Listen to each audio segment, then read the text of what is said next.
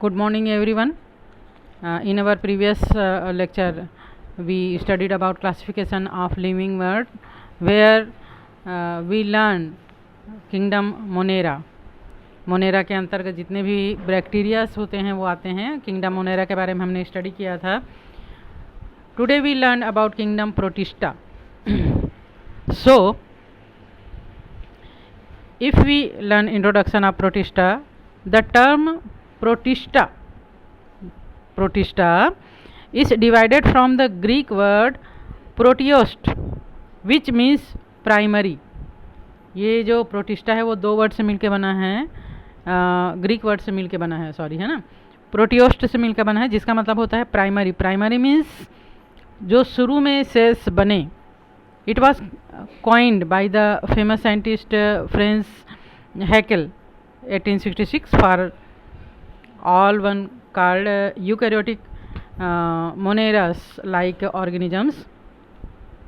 Proteost, primary, being eukaryotic in nature, है ना. But ये मोनेरा के समान वन सेलुलर होता है, यूनिसेलुलर होता है, लेकिन इसका जो सेल होता है वो यूकैरियोटिक होता है. यूकैरियोटिक मीन्स डेवलप्ड या एडवांस सेल होता है. ठीक है, हमने पहले यूकैरियोटिक मीन्स पढ़ा था.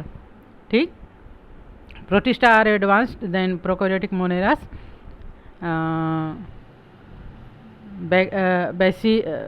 Basically protista functions like a link between prokaryotes and multicellular organisms. By structure and function, protists exhibit the characters both of animals and plants.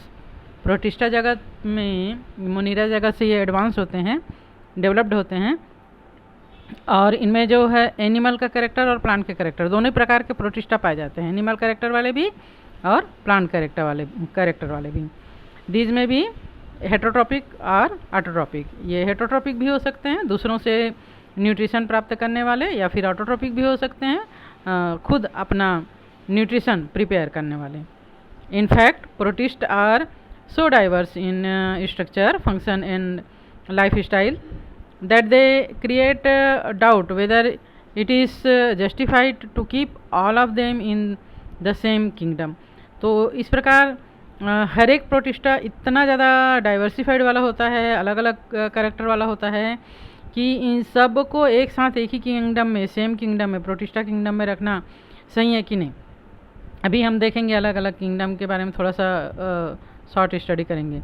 Most of scientist believe that protists have evolved from moneras and have given rise to organisms belonging to 3 higher kingdom: mycota यानी fungi, Plantae and animalia. Due to higher diversity, the kingdom is referred as the garbage can be dustbin of classification, because structurally different types of unicellular organisms has been included in this kingdom. इस kingdom को the garbage can या dustbin of classification कहा जाता है. जैसे garbage में, कचरा में हम हर प्रकार का, डस्टबिन में हर प्रकार का कचरा डाल देते हैं ना, जो एक्सेस बचा रहता है, वैसी जो क्लासिफिकेशन के बाद जितने भी यूनिसेलुलर ऑर्गेनिजम्स बचे, यूकैरियोटिक सेल वाले, उनको कहाँ डाल दिया गया? प्रोटिस्टा में डाल दिया गया. इसलिए इसको गार्बेज कैन भी कहा जाता है. Okay. So far 50,000 species of protist have been identified, out of which 20,000 have become extinct. अभी तक जो है वो 50,000 प्रोटिस्ट खोजा जा चुका है, जिनमें से 20,000 प्रोटिस्ट जो है वो लुप्त हो गए हैं. These include unicellular algae, fungi and animals which exhibit cellular structure. All the life activities are performed inside the single cell of protist. जैसे कि multicellular fungi, Plantae and Animalia में जो कैरेक्टर्स पाए जाते हैं, वही इस यूनिसेलुलर प्रोटिस्टा में भी बहुत सारे जो हैं पाए जाते हैं, कैरेक्टर्स पाए जाते हैं. ठीक है, तो हम देखते हैं जनरल फीचर्स ऑफ प्रोटिस्टा क्या क्या है. First one is the kingdom protista includes unicellular, eukaryotic, या एक्वेटिक माइक्रो ऑर्गेनिजम्स। प्रोटिस्टा जो है वो यूनिसेलर होता है, एक ही सेल का रहता है। यूकैरियोटिक होता है मतलब डेवलप्ड होता है इनका एक सेल, और ये जो है वो सभी एक्वेटिक मतलब जल में पानी में पाए जाने वाले माइक्रो ऑर्गेनिजम्स हैं। And the cell structure is more complex than Monera. इनका जो सेल स्ट्रक्चर होता है मोनेरा से ज़्यादा कॉम्प्लेक्स होता है। The cell are typically eukaryotic and consist of cell membrane of plasma lemma, cytoplasma and true nucleus along with nucleolus. इनका जो सेल मेम्ब्रेन के अंदर जो प्लाज्मा लेमा होता है साइटोप्लाज्मा में और न्यूक्लियस में बटा हुआ होता है। न्यूक्लियस जो है वो न्यूक्लियोलस भी इसमें पाया जाता है, न्यूक्लियस न्यूक्लियर मेम्ब्रेन से घिरा हुआ होता है। And they move with the help of सीलिया, flagella और स्यूडोपोडिया। जब ये मूवमेंट करते हैं या इनमें लोकोमोशन जो है वो सीलिया के थ्रू भी होता है, फ्लैजिला के थ्रू भी होता है, या सीडोपोडिया। सीडोपोडिया किसको बोलते हैं? जैसे अमीबा में एक झूठा भाग बनता है, पैर बनता है, वो आगे बढ़ता है, फिर उसको समेट लेता है बॉडी को, है ना। फिर जैसे ये लाइक अमीबा, इसमें छोटा सा उभार बनेगा, फिर पूरा बॉडी ये समेट लेगा। इस प्रकार इनमें लोकोमोशन होता है, तो ये जो है वो आगे बढ़ते चले जाता है इस प्रकार, ठीक है। इसको कहते हैं सीडोपोडिया। एंड इफ फ्लैजिला और सीलिया are present, these have 9+2 pattern of microtubules. The microtubules are made up of tubulin. जैसे इनका जो सीलिया या फ्लैजिला होता है, इसको अगर हम यहाँ से कट करके देखें तो इसके अंदर 9+2 का अरेंजमेंट होता है। द सेल में possess an outer covering of cell wall, pellicle, cuticle और cell. The cell wall then present contain cellulose. इनका जो सेल वॉल होता है, सेल के चारों ओर जो क्या पाया जाता है, सेल वॉल पाया जाता है, और ये पेलिसाइड या क्यूटिन या सेल्यूलोज से बना हुआ होता है। द न्यूट्रिशन में भी ऑटोट्रॉपिक, होलोजोइक, सेप्रोफाइटिक और पैरासिटिक। इनमें न्यूट्रिशन जो होता है मतलब खाना को ग्रहण करना, ये ऑटोट्रॉपिक हो सकता है। ऑटोट्रॉपिक मीन्स ये इस सेल के अंदर उसका खुद का न्यूट्रिशन तैयार हो सकता है। होलोजोइक हो सकता है ना, जो बाहर फूड है, न्यूट्रिशन है, उसको गेन करना, अपने सेल के अंदर कैप्चर करना। या फिर सेप्रोफाइटिक होता है, दूसरे जीवों के ऊपर परजीवी के रूप में रह सकते हैं, पैरासाइट के रूप में रह सकते हैं। एंड पैरासिटिक प्रोटिस्ट में cause disease such as dysentery, malaria, sleeping sickness etcetera. जो पैरासिटिक प्रोटिस्ट होते हैं वो डिफरेंट टाइप के डिसीज को फैलाने में, बीमारियों को फैलाने के लिए जिम्मेदार होते हैं, जैसे डिसेंट्री है, मलेरिया है, स्लीपिंग सिकनेस है etcetera. The cell of Protista contain membrane-bound cell organelles like endoplasmic reticulum, Golgi body, mitochondria, nucleus, etc. They reproduce by both sexual and asexual reproduction. Cell division is associated with a definite process of chromosome duplication. Cell division होता है तो उनका जो chromosome होता है वो double हो जाता है, फिर सेल डिवीजन होता है। They exhibit two types of life cycle showing zygotic meiosis and life cycle showing gametic meiosis. Two types of life cycle ये शो करते हैं, zygotic meiosis and gametic meiosis. Under unfavorable condition, some protists form cyst around their body and become inactive. अगर unconditional weather हो जाता है, unfavourable condition हो जाता है, तो क्या करते हैं, ये अपने चारों ओर एक कवरिंग, हार्ड कवरिंग का फॉर्मेशन कर लेते हैं और इसके अंदर ये अपने आप को सेफ रखते हैं। तो ये जो हार्ड कवरिंग है वो कहलाता है सिस्ट। जैसे ही फेवरेबल कंडीशन आता है, ये सिस्ट जो है वो फट जाता है अंडे के सेल की तरह, और इसमें का जो ऑर्गेनिज्म है बाहर आकर अपना लाइफ साइकिल फिर शुरू कर सकता है, ठीक है। और इसका एग्जाम्पल है अमीबा, पैरामीशियम, यूग्लिना, ये सब, ठीक है।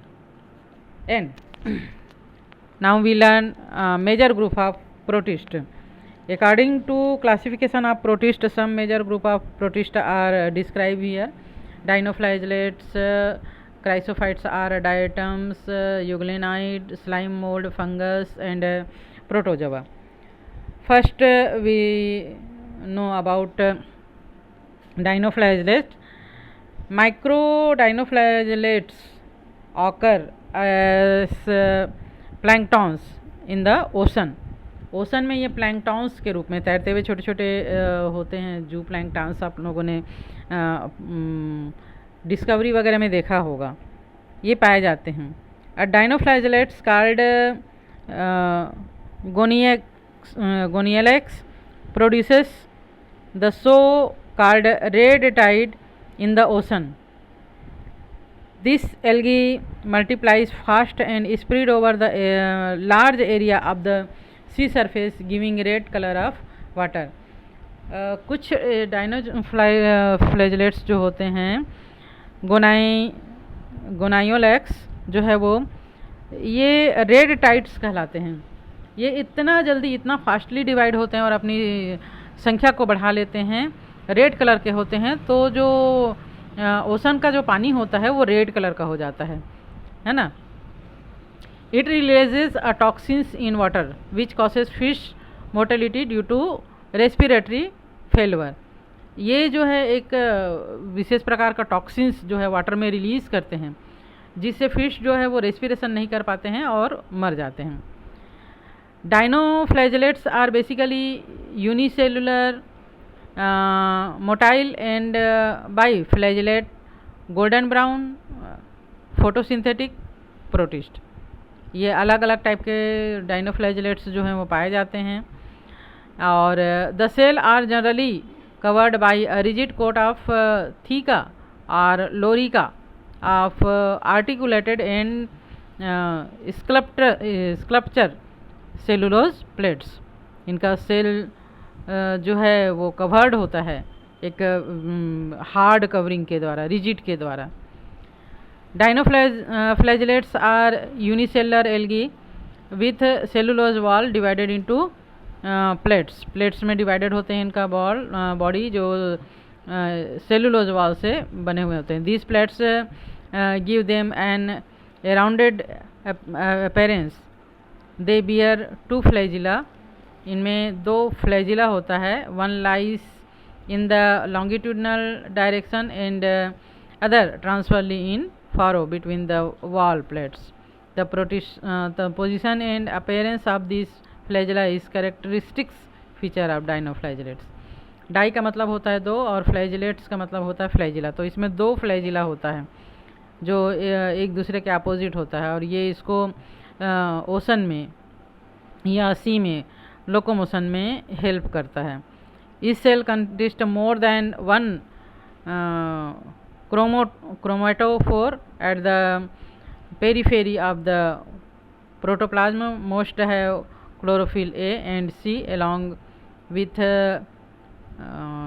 carotenoids, and some species are colorless also.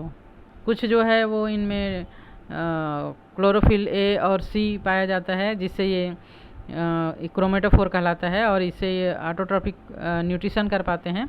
और कुछ जो है वो कलरलेस भी होते हैं. And second one is the diatoms or chrysophytes. It is also called bacillariophyta. Okay, then it includes the diatoms and golden algae. इसके अंदर जो है वो गोल्डन एल्गी जो आते हैं या डायटम्स आते हैं, ये आते हैं, इनको इंक्लूड किया गया है इस ग्रुप में. The branch of biology deals with the study of diatoms is called diatomology. Diatoms का अलग से स्पेशल स्टडी किया जाता है, बायोलॉजी में इसका अलग से ब्रांच है जिसको डायटोमोलॉजी कहा जाता है. The diatoms are one of the most successful group of organisms, है ना. ये सभी ऑर्गेनिजम्स में सबसे ज़्यादा मोस्ट सक्सेसफुल ग्रुप है.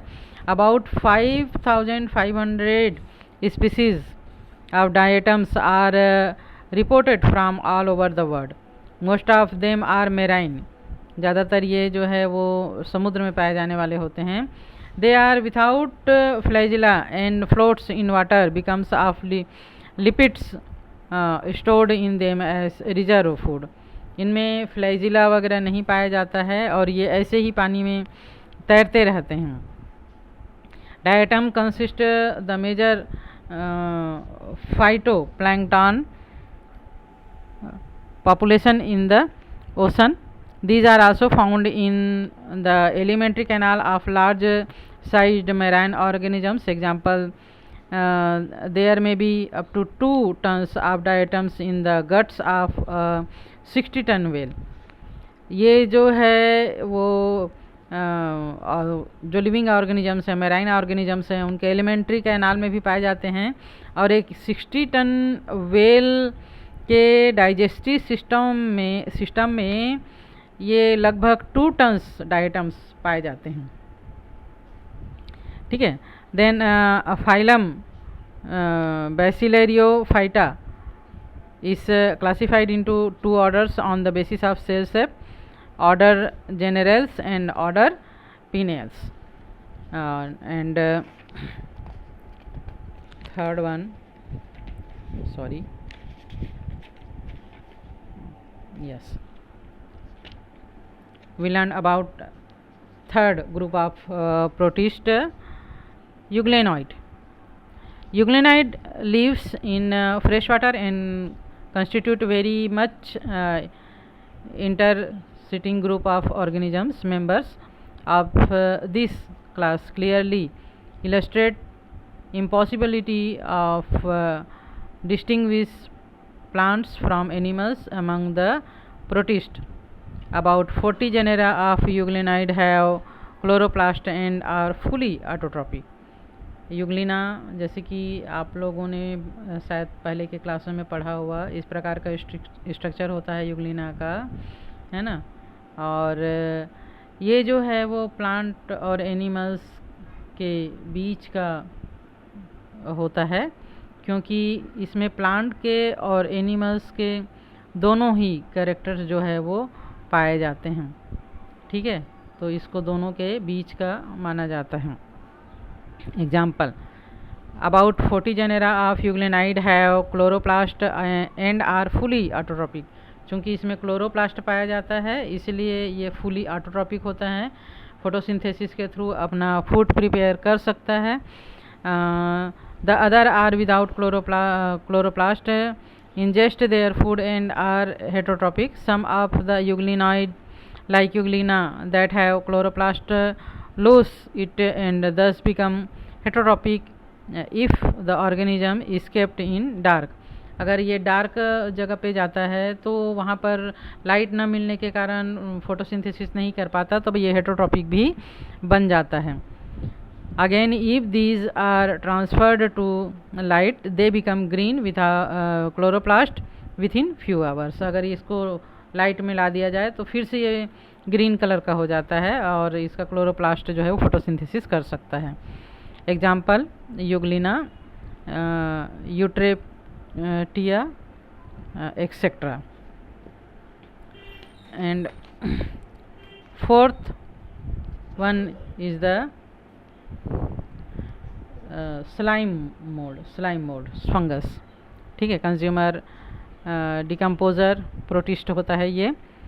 They have more characteristics of protozoan, but due to similarities with fungi, these are also called fungal animals. ये fungi जो होता है उससे सिमिलरिटीज रखते हैं, इसलिए इसको फंगल एनिमल्स भी कहा जाता है. They do not resemble fungi except for the manner in which they produce spores. They are unicellular, naked, multi-nucleated, heterotropic, amoeba-like organisms. The distinguishing feature of such organisms is that their vegetative body is a naked mass of protoplasm called plasmodium. A slimy viscous member surrounded it. The plasmodia vary in size and color. Many small plasmodia unit together to form large plasmodium. They are bacteria and microorganisms as their food. They show holozoic nutrition due to presence of slimy covering. It appears like slimy mass, due to which it is called as slime mold. The slime mold exists in two forms. ठीक है, इसको slime mould fungus या अपंक कवक कहा जाता है। ये मृत पोषी है ना, सेप्रोफाइटिक प्रोटिस्ट होते हैं। ये जल में और थल में दोनों ही जगह रह सकते हैं और ज़्यादातर ये सड़ी गली पत्तियों, शाखाओं या जो ह्यूमिडिटी वाला लैंड होता है वहाँ पर ये पैरासाइट के रूप में या सेप्रोफाइट के रूप में यहाँ पर पाए जाते हैं। और इनमें मिक्स अमीबा या फिर बहुकेंद्र की कोशिकाओं के संयुक्त रूप में जैसे प्लाज्मोडियम के रूप में ये पाया जाता है। और इनका जो ग्रोथ वाले स्टेज है उनमें अपंक कवक अकोशिकी होते हैं। इनका बॉडी जो है नेक्ड प्रोटोप्लाज्म से बना हुआ होता है। धीरे धीरे ये सड़े गला पत्ती और लकड़ी के गड्ढों पर रेंगते हुए चलता है ये, और इसीलिए इसको इसका जो पिंडक होता है उसको प्लाज्मोडियम कहते हैं। ठीक है, और ये जो है इनका जब एटमॉस्फेयर इनके अनुकूल होता है तो इनमें स्पोर्स वाले मोल्ड्स बनते हैं और इस स्पोर्स के द्वारा ये रिप्रोडक्शन कर सकते हैं। इनके बॉडी के चारों ओर एक प्रकार का वॉल, सेल वॉल पाया जाता है। बहुत ज़्यादा ये जो है वो रेसिस्टेंट वाले होते हैं, है ना। तो इस प्रकार हमने 4 मेजर ग्रुप ऑफ प्रोटोजोआंस को पढ़ा और आई थिंक कि आज के लिए इतना ही। 5th जो इसका मेजर ग्रुप ऑफ प्रोटिस्ट है प्रोटोजोआन, इसको हम नेक्स्ट डे पढ़ेंगे।